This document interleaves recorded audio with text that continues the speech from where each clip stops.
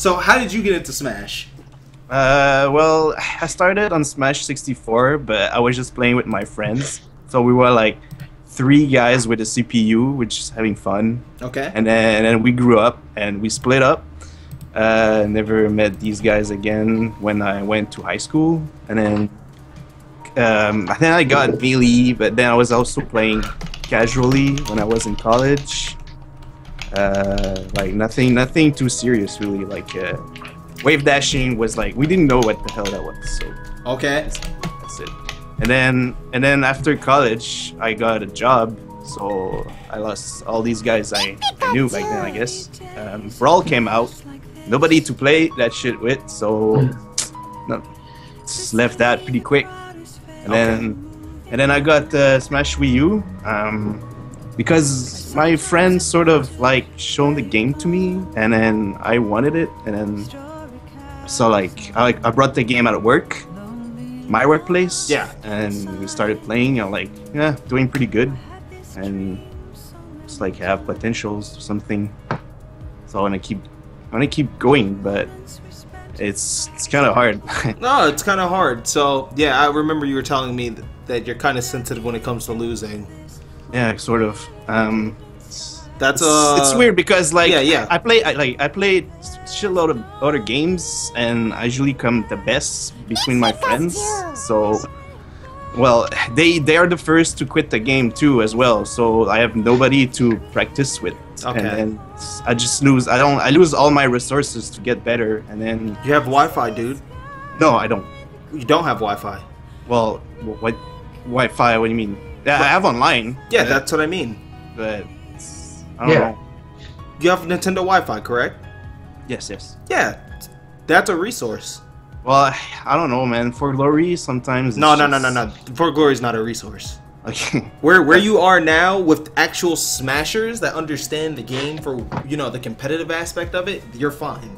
You have all these people in this chat. You have people like Bros Meteor, David, who are all still learning, but are also they're good. They're good practice partners. You have Jizzle, you have these guys in the call, you have Darnell, even though he tries to join your room 80 times and you deny him each time. Yeah. I want to add something too. Like I try to go to, we call it weeklies. Like okay, so you go to tournaments? Yeah, well, I don't really do good, but I mean it's fun, and there's also Ally's brother there. Holy Nightmare.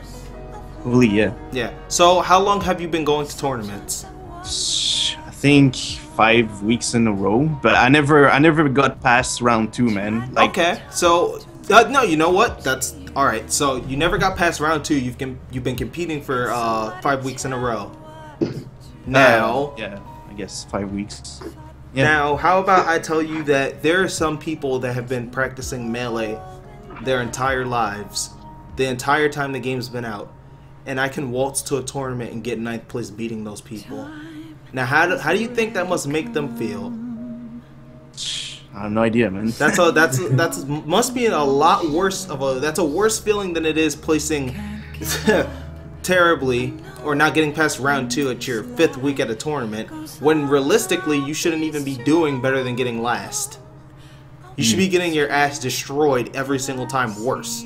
However, you say you're very sensitive to losing, so in retrospect, dude, you gotta just nudge it off, because there are a lot of people that would love to do what you're doing even though you don't see it as good at your level. So give yourself more credit, in my opinion, because things like you can't become a top player overnight. Doesn't happen in months, doesn't happen in weeks. It took me years, dude, years. It's something that you have to just keep doing to get better at, and that's like, it's like you trying to learn how to tie your shoe, dude. You suck at the beginning, and then you finally learn how to do it when you keep doing it and doing it and doing it. So yeah, keep for sure. going to tournaments.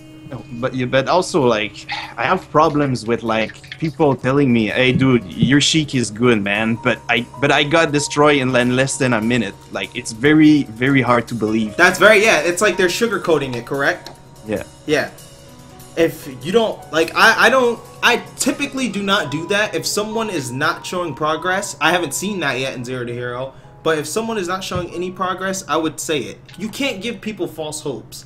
Like, I'm not gonna sit here and tell you everybody in this chat will become a top player in their lifespan of playing the game. Because if you look at this, it's like, I mean, if you look at, you know, the top players in Melee, think of all those high-level guys, and think of the 5 gods. Well, 6 if you count Leffen as a god. Think of that. There's only 6 of them that have been able to reach that level. Think of all the professional players, the top players like me, Nairo, Ally, and Brawl, and Smash 4. Just think of that. And now think of the rest of the community, all those players. Why are they not at that level? It's, you know, you can't predict it. All you can do is work towards it to see if it happens. And that's what I'll tell you. So that's why you shouldn't get discouraged, because everybody has a chance, but it might not happen. That's the reality to it. And so with losing, dog, losing sucks. And it's gonna hurt a lot more when you get better. If you think losing hurts now, trust me. When you jump on a platform and you get grabbed and back thrown at 0 because you're being stupid on the Apex stage, how do you think I felt when I lost that match to someone that I always beat? I felt like doo-doo. But I got over it very quickly, because what can you do? There's nothing you can do. Being sad over losing is not gonna get you anywhere, but it's just gonna make you not want to play, and that's stupid. Right. So, what I'm trying to tell you is, dog, take losing as learning. Literally quote that, losing is learning, because that's what it is. If you got effed up, go watch how you got effed up and learn how to not get effed up like that again. Now, with that being said,